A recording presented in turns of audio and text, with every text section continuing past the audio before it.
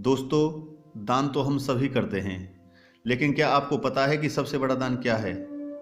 आज मैं आपको भगवान गौतम बुद्ध की एक ऐसी अनोखी कहानी सुना रहा हूं, जिससे आपको इस प्रश्न का जवाब मिल जाएगा कि सबसे बड़ा दान क्या होता है।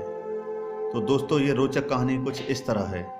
एक बार भगवान गौतम बुद्ध मगध की राजधानी राजगृह से प्रस्थान करने वाले थे। लोगों को जब यह पता चला तो वे उनके लिए भेंट आदि लेकर उनके दर्शनों के लिए आने लगे। अपने शिष्यों के साथ बैठे भगवान गौतम बुद्ध लोगों की भेंट स्वीकार कर रहे थे। सम्राट बिम्बिसार ने उन्हें भूमि, खाद्य, वस्त्र, वाहन आदि प्रदान किए।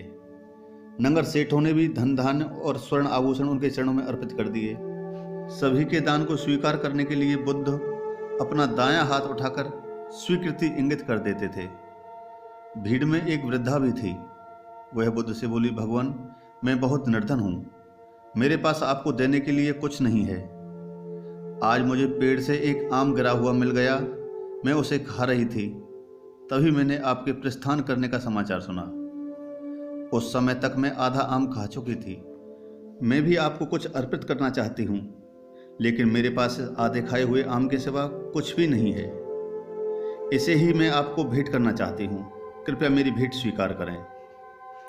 वहाँ उपस्थित अपार जनसमुदाय, राजा महाराजाओं और सेठों ने देखा कि भगवान बुद्ध अपने आसन से उठकर नीचे आए और उन्होंने दोनों हाथ फैलाकर वृद्धा का आधा आम स्वीकार किया।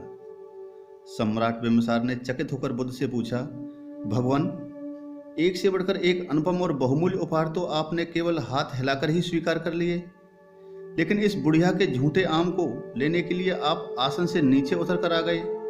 इसमें ऐसी कौन सी विशेषता है? तब बुद्ध मुस्कुराकर बोले, इस वृद्धा ने मुझे अपनी समस्त पूंजी दे दी है। आप लोगों ने मुझे जो कुछ भी दिया है वह तो आपकी संपत्ति का कुछ अंश ही है, और उसके बदले में आपने दान करने का अहंकार भी अपने मन में रखा है। इस वृद्धा ने मेरे प्रति अपार प्रेम और श्रद्धा रखते हुए मुझे सर्वस्व अर्पित कर दिया, फिर भी उसके मुख पर इतनी नम्रता और करुणा है। दोस्तों, इस कहानी से हमें यह पता चलता है कि दान वो नहीं होता जो अहंकार के साथ और दिखावे के लिए किया जाए।